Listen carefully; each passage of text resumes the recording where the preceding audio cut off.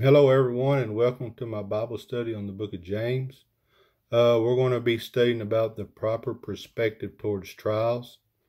James 1 and 4 says, "But let patience have her perfect work, that you may be perfect and entire, wanting nothing." James says, let patience. In other words, that's endurance. And that word let, here it's very easy to pass over, but that word let is very important. That word let in the Greek is an imperative, which means it's a command. So James is commanding them. I'm commanding you. Let patience, let that endurance, let it do something. Let it have its perfect work in you.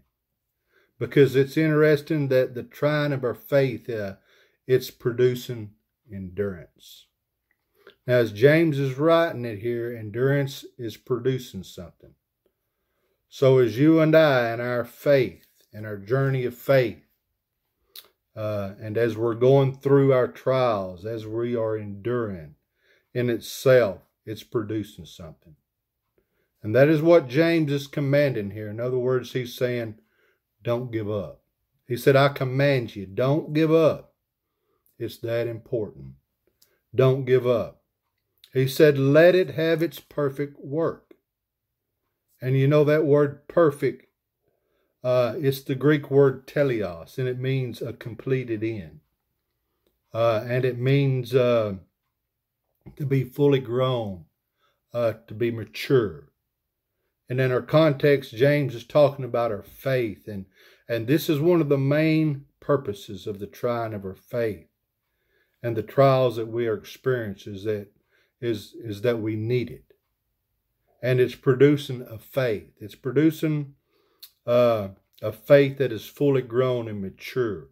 Fully grown and mature. And you know, God uses time to develop this maturity in us. It takes time to grow in this. But the maturity that God brings over time in a person, it's amazing. And that is what God is producing in us. It's a perfect work. God is producing in us a perfect work. He's developing in us a faith that is fully grown, fully mature. And then he says this, that you may be perfect and entire, wanting or lacking nothing. Now that word there, it introduces a purpose clause. It can be translated in order that, or this is the goal. So there are some goals that James is bringing out here. So keep trusting God. Let patience have her perfect work. And I'm going to give you some of these goals here. So the goals of the testing of our faith, that it would be, number one, that it would be genuine. It would be a real faith. That is what God is producing in us, real faith. Number two, that it would be patient. It would be an enduring faith, faith that would be patient. It's enduring faith. It keeps on keeping on. It's patient. It's enduring faith. Number three, that it would be perfect. Faith that is perfect, not sinless perfect, but fully grown and mature. Number four, that it would be entire. The ideal of entire is to be complete. No part missing, complete. Number five, lacking nothing, means nothing else is needed. So that is what God is producing. The ultimate conclusion is a faith that in every hour of in every area of our life is lacking nothing. And we're trusting Him in everything. And I mean, we're trusting Him in everything.